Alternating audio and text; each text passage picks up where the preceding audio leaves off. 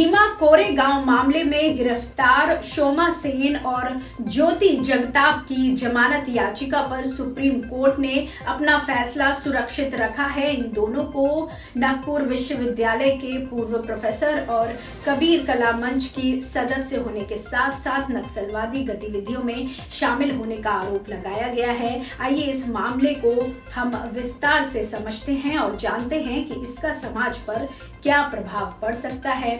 भीमा कोरेगांव मामले में गिरफ्तार शोमा सेन और ज्योति जगताप की जमानत याचिका पर सुप्रीम कोर्ट ने अपना फैसला सुरक्षित रखा है। इन दोनों को नागपुर विश्वविद्यालय के पूर्व प्रोफेसर और कबीर कला मंच की सदस्य होने के साथ साथ नक्सलवादी गतिविधियों में शामिल होने का आरोप लगाया गया है। इन्हें अवैध गतिविधियों का रोकथाम अधिनियम के तहत गिरफ्तार किया गया है। आपको बता दें कि शोमा सेन ने अपनी बिगड़ती तबीयत के आधार पर तुरंत अंतरिम जमानत के लिए सुप्रीम कोर्ट में याचिका दायर की थी, लेकिन राष्ट्रीय जांच एजेंसी ने इसका विरोध करते हुए कहा कि उनका अपराध में शामिल होना निर्णायक रूप से अभी खारिज नहीं किया जा सकता है। इसके बाद भीमा कोरेगांव मामले में कथित रूप से शामिल ज्योति जगताप के बारे में सुप्रीम कोर्ट की एक खंडपीठ, जिसका नेतृत्व न्यायाधीश अनिरुद्ध बोस कर रहे हैं, कहा कि ज्योति जगताप की जमानत याचिका को भी 10 जनवरी के बाद ही संभवतः जनवरी के तीसरे सप्ताह में आने वाले बुधवार को होगा। आपको बता दें कि भीमा कोरेगांव मामला 2018 के शुरुआत में हुई एक हिंसा के संबंध में है, जिसमें एक व्यक्ति की मौत और कई लोगों के घायल होने की घटना हुई थी। 31 दिसंबर 2017 को पुणे में आयोजित अलगार परिषद नामक एक सम्मेलन में जो उकसाने वाले दिए गए भाषण। वैसे इस सम्मेलन में कबीर कला मंच के सदस्यों ने भी भाग लिया था। अगर हम पुणे पुलिस की माने तो इस सम्मेलन को नक्सलवादी संगठनों ने संचालित किया था। पुलिस के बाद इस मामले की जांच राष्ट्रीय जांच एजेंसी ने संभाल ली।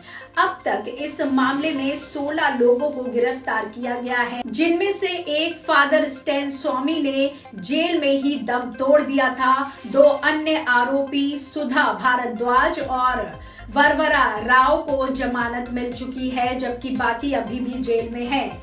शोमा सेन और ज्योति जगताप की बात करें तो इन पर नक्सलवादी गतिविधियों में शामिल होने के अलावा ये भी आरोप लगाया गया कि उन्होंने भीमा कोरेगांव में हुए युद्ध की वर्षगांठ के अवसर पर दलितों को भड़काने का प्रयास किया था।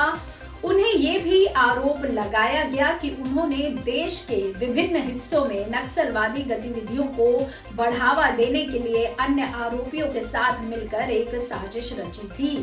भीमा कोरेगांव मामला शुरू से ही विवादित है, क्योंकि इसमें गिरफ्तार सभी व्यक्तियों का संबंध सामाजिक गतिविधियों से या पत्रकारिता से है।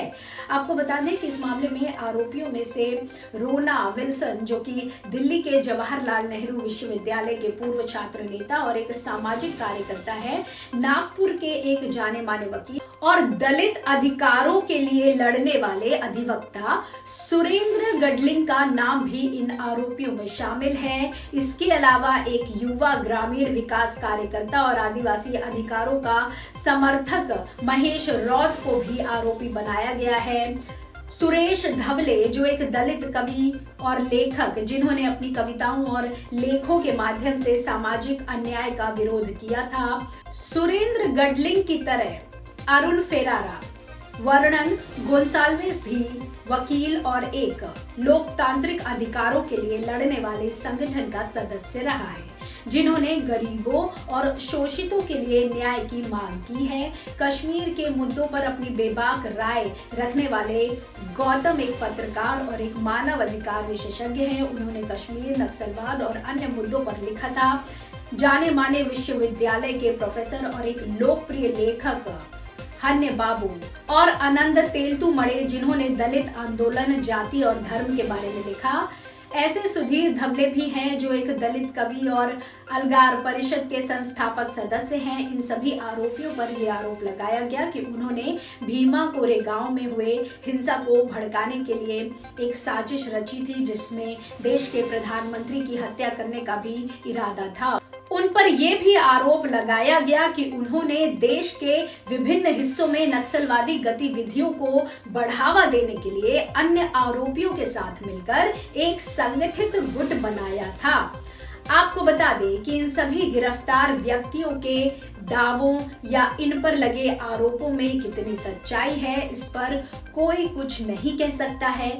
लेकिन इतने दिनों बाद भी इस मामले में अभी तक कोई चार्जशीट पेश न करना और आरोपियों को जेल में रखे जाने के मामले को लेकर सामाजिक कार्यकर्ताओं, बुद्धिजीवियों, मानव अधिकार विशेषज्ञों और आम जनता के बीच एक तेज विवाद चल रहा है, क्योंकि इन आरोपियों का कहना है कि वे निर्दोष हैं और उन पर झूठे और बेबुनियाद आरोप लगाए गए हैं। वे कहते हैं कि उनका कोई भी संबंध नक्सलवादी संगठनों से नहीं है, वे सिर्फ अपने सामाजिक और लोकतांत्रिक अधिकारों के लिए लड़ रहे हैं। वे कहते हैं कि उन पर लगाए गए आरोप उनके आवाज को दबाने का एक प्रयास है। कुछ लोग इसे एक न्याय की लड़ाई मानते हैं, जबकि कुछ लोग इसे एक राष्ट्र विरोधी साजिश का नतीजा समझते हैं। देखा है ऐसे लोगों पे नक्सलाइट होने का जो धब्बा लगता था या ऐसी कोई केसेस आती थी सुरेंद्र की तरफ, तो वहां से उन लोगों को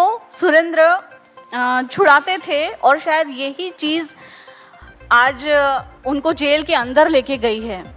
उन पे भीमा कोरेगांव का जो इल्ज़ाम लगाया गया है, हालांकि जब ये सब कुछ हुआ उस वक्त वो नागपुर में भी नहीं थे, वो किसी केस के सिलसिले में कलकत्ता गए थे और यहाँ पे क्या हो रहा है उनको इस बारे में कुछ भी मालूमात नहीं थी। और जब 18 अप्रैल को जब हमारे घर में रेड हुई तो वो हमारे लिए भी शॉकिंग था कि ऐसा हमने क्या किया है कि हमारे घर में रेड हो रही है और इतना 500 से ज़्यादा पुलिस, पूरा तामझाम, जहाँ पूरा बस्ती में जैसे उन्होंने क्रिएट किया कि एज इफ़ ये किसी टेररिस्ट का घर है। लोग भी जानते हैं 40 साल से उस एरिया में हम लोग रह रहे हैं, इसलिए सुरेंद्र को लोग जानते हैं कि वो एक बहुत ही शांत, बहुत ही लोगों मतलब एक हेल्पिंग नेचर का इंसान है, जो कभी किसी के झमेले में नहीं रहता है, सिर्फ अपने काम से काम रखता है। और ऐसे लोगों के घर में इतना सारा पुलिस का तामझाम से बहुत शॉकिंग था। एंड देन 6 जून को उनको अरेस्ट किया गया है। इसलिए हम आपके लिए ये सारी जानकारियां लेकर आए हैं, जिसमें हमने इस मामले के बारे में सभी पहलुओं को विस्तार से वर्णन किया है। आशा है कि आपको हमारा ये वीडियो पसंद आया होगा और आपको कुछ नया जानने को मिला होगा। कृपया इसे लाइक, शेयर और एयर न्यूज को सब्सक्राइब करें ताकि हमें और बेहतर जानकारियों भरी वीडियो बनाने में आसानी रहे। धन्यवाद।